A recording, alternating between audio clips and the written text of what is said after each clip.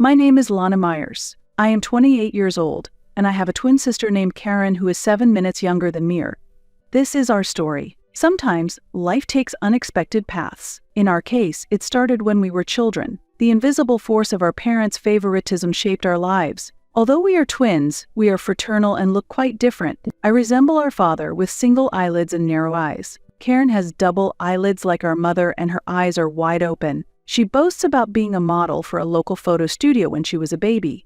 And indeed, she was cute. She was cute enough to make our parents dote on her excessively. My earliest memory is from when I was 5 years old, involving a birthday present. I was forced by our parents to give the cherished teddy bear I received from our grandmother to Karen. At that time, we had just started at a new kindergarten. Our parents insisted that we be placed in the same class and persuaded the principal. Having them in the same class will surely make both of them feel secure. My father's voice was in his usual work mode. As a sales manager, he was skilled at persuading people. Eventually, the principal gave in. Nobody could have imagined that this decision would significantly alter our fates. A few weeks after starting kindergarten, our 5th birthday arrived. Our grandmother gave each of us a teddy bear. Mine was brown and Karen's was white. Both were adorable, but Karen immediately spilled chocolate ice cream on hers. Lana, Karen's teddy bear got dirty. Why don't you swap yours with hers? My mother's voice was kind, but I sensed the hidden command in her words. That's right, Lana. As the older sister, it's only natural for you to give up something for your younger sister. My father's voice carried its usual sternness. I hesitated. It was a precious gift from my grandmother, but Karen was crying loudly. I felt our parents' gazes accusing me. In the end, I let go of the teddy bear. Seeing Karen's smile and our parents' relieved expressions, I felt something definitely change. Since then, an invisible boundary was drawn in our family. Karen became the cherished child and I became the enduring child. This role became more solidified as we grew older. In kindergarten, Karen quickly became popular. Her bright, sociable nature made her adept at making everyone laugh. Meanwhile, I was quiet and introverted. I loved drawing and art time was my favorite. One day, a drawing of mine won first place in a school competition. The teacher called my parents to share the good news. That day, I eagerly awaited my parents' reaction. Lana, I heard you won first place in the drawing contest. That's wonderful. My mother's voice contained a mix of surprise and joy, but it didn't last long. But Karen is upset. She wanted a prize too. My father looked at me sternly. Lana, you are the older sister. You should think more about Karen. Don't do things that make her sad. I was dumbfounded. Was I not even allowed to be happy about my own achievements? From that day, I began to hide my talents and successes. I learned that staying unnoticed and remaining in Karen's shadow was the secret to keeping peace in the family. When we started elementary school, the differences became even more pronounced. Karen was elected class representative and served as the leader of the cheer squad at the sports festival. Our parents always proudly talked about Karen's achievements. Our Karen is trusted by everyone in her class. Even the teachers rely on her. My mother's voice always carried a boastful tone. Meanwhile, my grades were among the top of the class. But even showing my report card only elicited a lukewarm response from my parents. Well, Lana is as usual. That was all. One day, our teacher called home. I had ranked first in the state in a national mock exam. My parents were momentarily pleased, but soon they began worrying about Karen. How did Karen do? Upon hearing the teacher's answer, my father's face clouded over. Lana, you should help Karen more. She's your sister, after all. From that day on, I was told to oversee Karen's studies, but Karen showed no interest at all. What's the use of studying? I'm going to be a celebrity in the future, she declared. Karen said that as she struck a pose in front of the mirror. Our parents watched her and smiled kindly. Absolutely, Karen will definitely become a star. My mother's voice was filled with admiration and expectation. As we entered middle school, Karen began to seriously pursue a modeling career. She passed an audition for a local magazine and started to appear in it occasionally. Our parents were thrilled and distributed Karen's photos to all our relatives. I continued to excel academically and was highly regarded by my teachers. But at home, I remained in the background. Our parents' conversations always revolved around Karen. I was only mentioned when comparing me to Karen. Lana is plain compared to Karen. But she's good at studying, so her future is secure. I heard such conversations over and over again. When we entered high school, the gap widened even more. Karen became a cheerleader and attracted attention throughout the school. I focused on my studies and even became the student council president. However, our parents' interest was solely directed towards Karen's cheerleading competitions. "Lana, aren't you going to watch Karen's game?" My mother's voice always had a hint of reproach. "I have to study." My response was always the same. The truth was, it was painful to watch Karen bask in the spotlight. Amidst this, I found my future dream. I wanted to become a financial analyst. I manipulated numbers and analyzed the value of companies. There, I found the fairness I was looking for. Numbers don't lie. I was drawn to a world where one is evaluated solely on their abilities. When I shared this dream with my parents, their reaction was unexpected. "That sounds like something Lana would be good at." My mother's voice had a rare affirmative tone. "You will probably do well." My father also unexpectedly offered words of recognition. In that moment, a small hope sprouted within me. Maybe my parents did recognize my worth after all. I thought that way. Eventually, the time to go to college came. I attended a prestigious university out of state on a scholarship. I planned to study financial expertise in the economics department. Meanwhile, Karen enrolled in a local university. She would study acting in the College of Arts. Karen will surely succeed as an actress. My parents' expectations were still squarely focused on Karen. When college life began, I felt freedom for the first time. Living away from home, I discovered the joy of making my own decisions about my life. Classes were enjoyable, I made new friends, and I started a part-time job. On the other hand, Karen's college life was not going smoothly. Right after enrolling, she began saying that the university was not a good fit for her. "Everyone is too serious here. It's boring for me," she complained. Karen began skipping classes, and within a year, she had dropped out of university. "I'll take some time at home to find the right path for myself," Karen said as she moved back in with our parents. While they were worried, they accepted Karen's decision. "We need to support Karen until her talents bloom," my mother said, comforting Karen. From then on, I gradually reduced my contact with home. Whenever I called, the conversation always revolved around Karen. They hardly asked about my studies or life. After graduating from university, I secured a job at the financial institution I had always wanted to work for. My starting salary wasn't very high, but I found joy in being able to support myself with my own efforts. The job was tough but fulfilling. Facing numbers and analyzing the realities of businesses provided the fairness I sought. Meanwhile, Karen was still doted on by her parents and lived as a NEET under the guise of helping with household chores. Her life was mostly sedentary, eating her favorite foods and lounging around, which led her to gain a significant amount of weight, losing the cuteness of her childhood. However, to our parents, who had become completely indulgent, her physique seemed irrelevant, regardless of the past, when they favored Karen for her cuter appearance over mine. One day, amidst these ongoing circumstances, I suddenly received a call from Karen. "Lana, I want you to give our parents a trip." I was puzzled by her sudden request. "What? Why all of a sudden?" "It's for their 30th wedding anniversary. I heard that the son of Mr. Lane next door gave his parents a trip." Mom seemed envious when she heard about it. I couldn't help but smile wryly as Karen explained, typical of our mother. "She probably doesn't want to be outdone by the Lanes. But we haven't done anything for them before, right? Not for their 10th or 20th anniversaries. That doesn't matter. It's never too late to start." Karen's voice carried her usual confidence. "So, what do you want me to do?" The answer was as expected. "I want you to put up the money. I'll handle all the reservations. Then it can be a gift from both of us." Karen doesn't work, so the allowance she gets from our parents is her only source of income, and she spends all of it. So she has no savings. For a moment, I thought about refusing, but the complex feelings I had for our parents swayed my heart. Indeed, they favored Karen over me, but still, they raised me. Perhaps I should do at least the minimum to honor them. "Okay, I'll set the budget, but I'll leave the rest to you." Karen happily hung up. Afterward, I got caught up in work and completely forgot about the trip for our parents. Then, 2 weeks later, suddenly, I received the news. Our parents had died in a traffic accident while on their trip. I never wanted such a farewell, and I regret contributing financially. Karen repeatedly blamed me for the tragedy. While listening to her cry and scream over the phone, I was oddly calm. It was as if my emotions had frozen. "Lana, what are we going to do?" Karen's voice was broken. "Stay calm.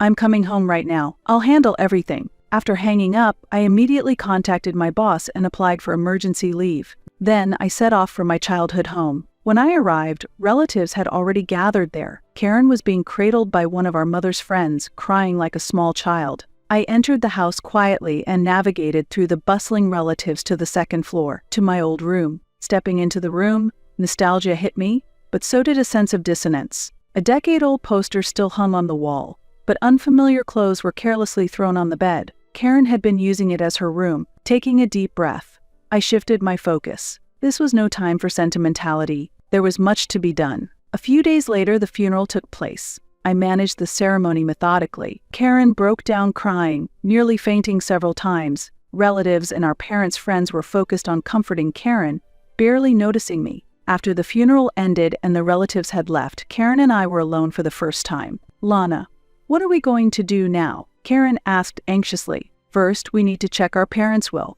I replied calmly. "Then, there's the mortgage and insurance paperwork to handle. I'll take care of everything." "Stop being so cold." Karen suddenly screamed, "Mom and Dad are dead.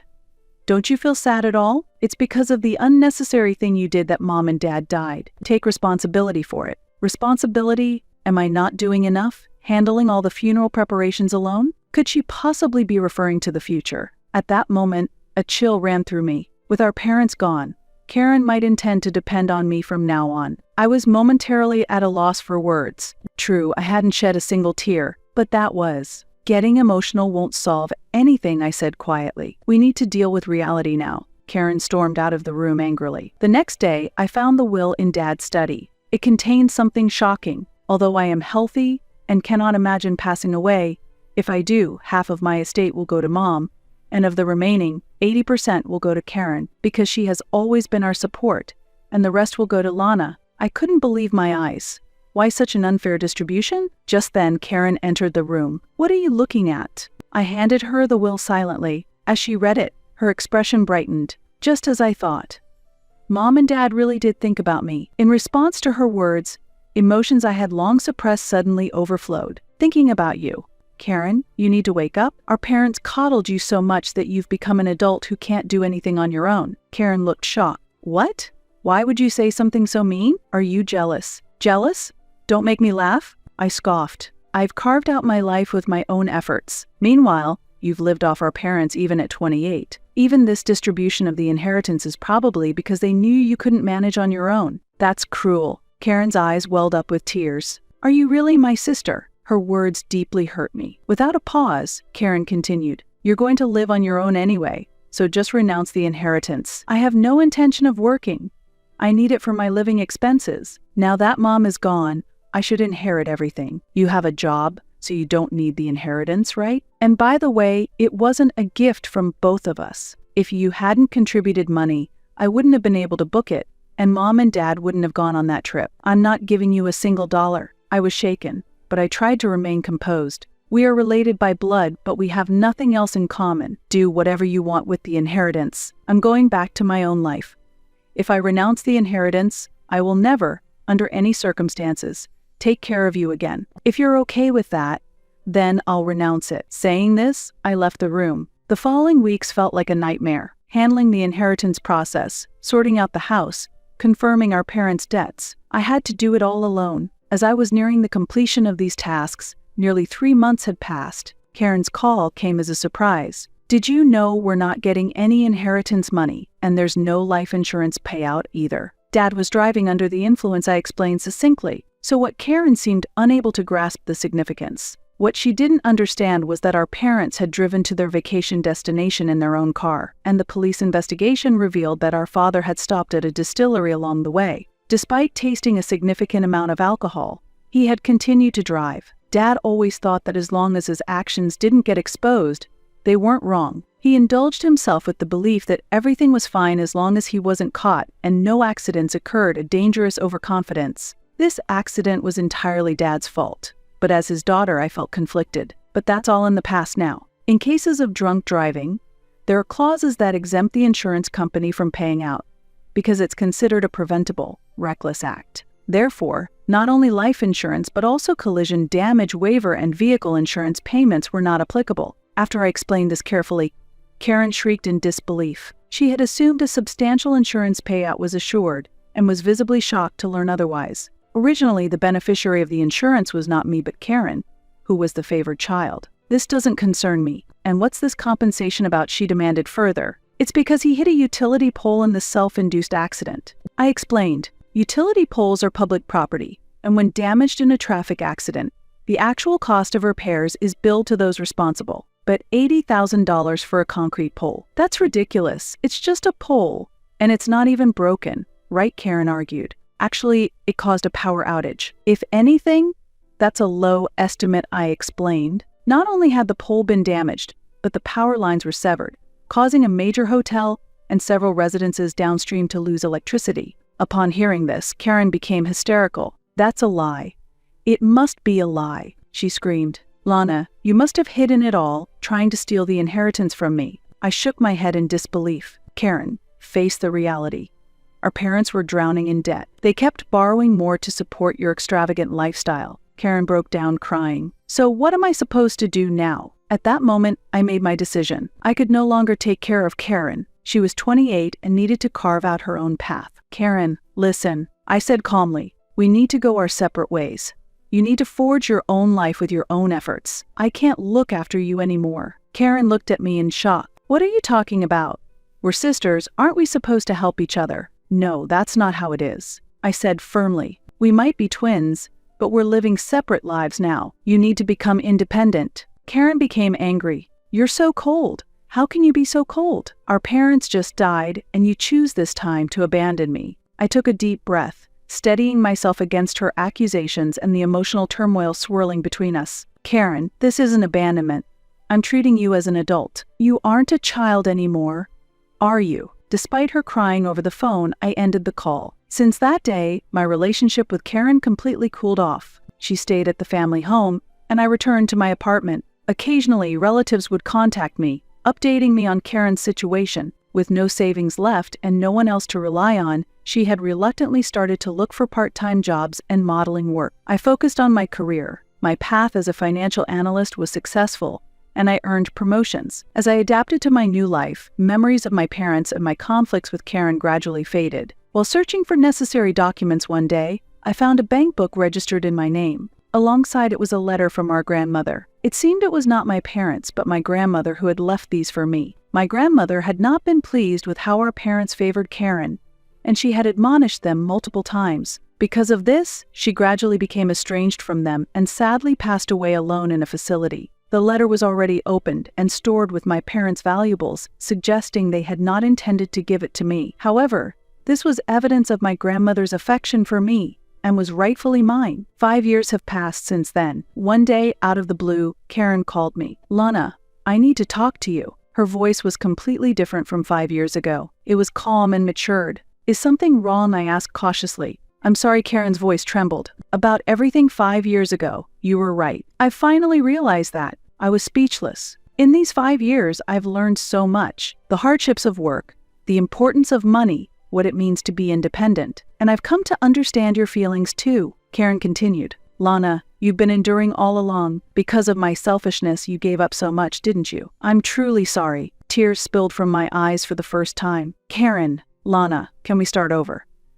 This time as real sisters. Something melted inside me at her words. Yes, we can, I smiled. Let's start over. After we hung up, I stared out the window. The sky was clear and blue, hinting at a new beginning. This was the start of a new story for Karen and me, and a new chapter in our own lives as well. After overcoming years of conflict, perhaps we had finally become true sisters. What the future held was uncertain, but I knew I would never feel alone again. And for the first time, I truly felt happy. Months after reconciling with Karen, I made a significant decision. I resigned from the financial institution where I had worked for many years and decided to work independently as a financial planner. My decision was greatly influenced by my reconciliation with Karen. Through our conversations, I found an opportunity to reflect on my own life. Indeed, my work as a financial analyst was fulfilling. However, what I really wanted was to assist individuals in achieving their dreams and goals. Lana, are you sure about this? Karen asked worriedly. You just got promoted.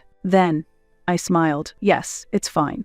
I see this as an opportunity. I can use my experience to do what I really want to do. Karen thought for a moment, then smiled warmly. I see. That's very like you, Lana.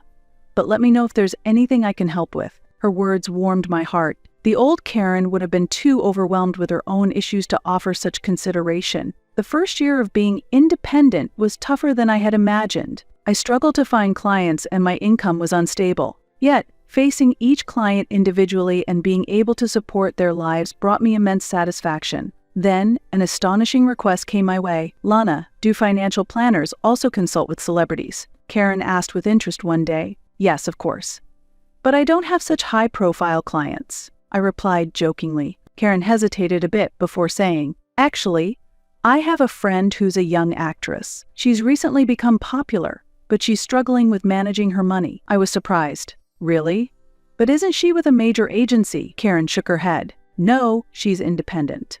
So she has to handle all the little details herself." Eventually I met with the actress, Audrey. She was indeed young and beautiful, but there was a weariness in her eyes. "I'm really sorry for this sudden consultation," Audrey said. "Not at all." I smiled. "I'm here to help if I can." Audrey's concerns were more serious than I had imagined. Though her income had increased due to her recent success, she had no knowledge about managing taxes or investing for the future. "I've only ever focused on acting," Audrey said shyly. "But I know I can't continue like this." Hearing this, I was reminded of the old Karen, chasing dreams without facing reality. "It's okay." I took Audrey's hand. "Let's work hard together." Over the next few months, I developed a financial plan for Audrey from scratch. From the basics of taxes to long-term asset management, I explained everything carefully. Audrey was a quick learner. "Lana, thank you so much."